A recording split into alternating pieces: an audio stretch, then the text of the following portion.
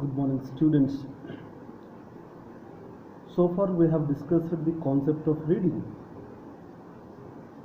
and we have discussed definition of reading, and we have discussed importance of reading.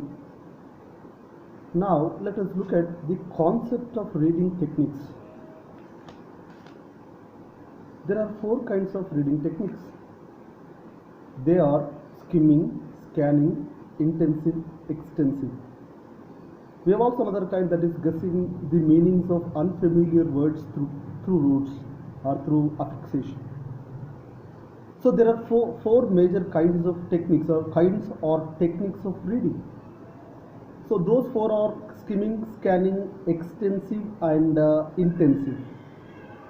So let us look at the first concept or first technique of reading, that is skimming. What is skimming? So skimming is nothing but gist reading or overview of a text. Here, if you are given a book, you just go through it to have basic understanding. That is what is called skimming. Skimming is nothing but an overall understanding or overview of a text given. And some of the examples of skimming are before purchasing any book. If you go to a book shop, before purchasing a book, you just go through it. You don't read intensively or you don't read extensively. You just go through it to have basic understanding, to have an idea about it. That is what is called skimming. So here, telephonic directory, just go through it. Or when you look at a magazine reading, just go through it. Or newspaper reading can be skimming. Or newspaper reading can also be used for scanning also, because you search for a specific information in newspaper, that is scanning. But whereas skimming is nothing but to get a overall understanding, it's a gist reading. You will get a basic understanding of a text given. That is generally called skimming. Now let us look at the second technique of reading, that is scanning. Scanning is nothing but to look for a specific information in the text. You look for specific information in the text. You may look for a quotation, or you may look for a paragraph. You may look for a piece of information in the text given. That is what is called scanning. It means searching for specific information in a text is what is called scanning. Generally, some of the students, before going for examinations, they only prepare some of the important questions. That comes under the category called scanning. And before going for the examination, some students they go through it to have overall understanding. That is skimming. So here, if you want to go to a new place or a strange place or tourist place, you specifically search for that place, about the historical facts, the culture and the heritage of the place in a guidebook generally. So if you look at tourist guidebook, you have history and you have information about different places in the guidebook. And when you pick up a particular place, then you search about it. You search for the information about that place. That is what is called scanning. So for example, dictionary usage comes under this category called that is scanning. If you are not aware of the word, if you are not aware of the meaning of a word, then generally you look for meaning of that word in the dictionary.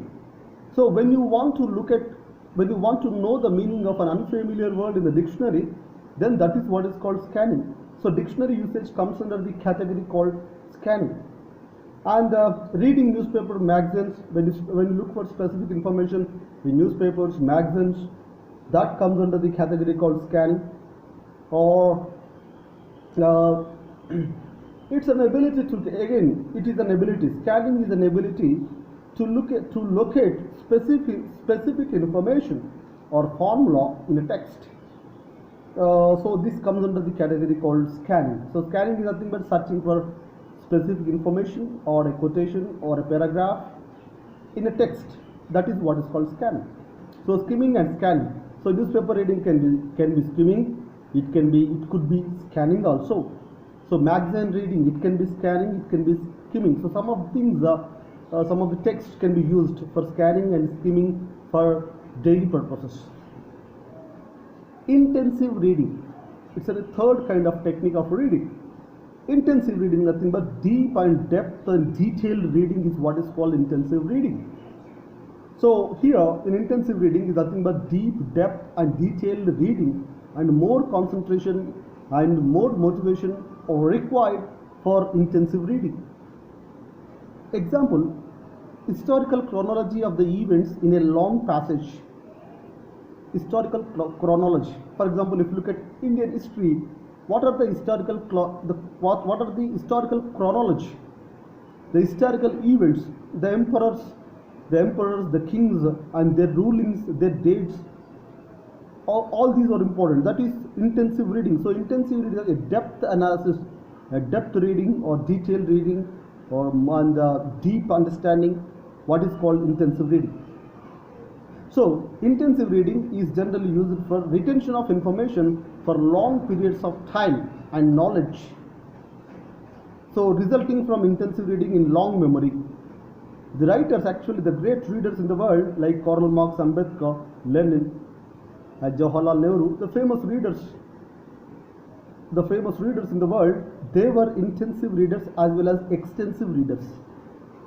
They used to read deeply, they used to analyze. It was a detailed understanding, detailed reading, depth reading, and more concentration, higher motivation are required.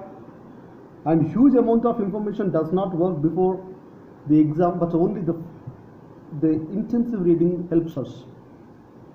Generally, competitive examinations to test our intensive reading skills as well as extensive reading skills. And also, so intensive reading is that. So now to read depthly, for example, insurance claims, policies, making policies, reading policy matters, decision making, or policy terms, or court directions, court orders, petitions. All these come under the category called intensive reading. So a depth understanding is required.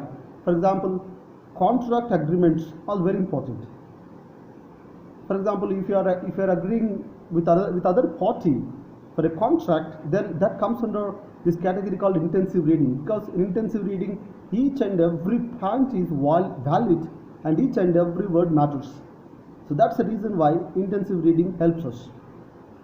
The fourth category, that is what is called extensive reading.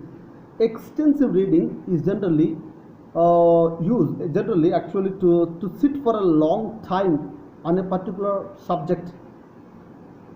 Extensive reading is generally by the students or by the scholars or by the readers or by the philosophers. They read extensively to get knowledge, or to obtain general understanding of a subject. Extensive reading. Generally, extensive reading can be novel reading also. If you read a novel, you read hours together.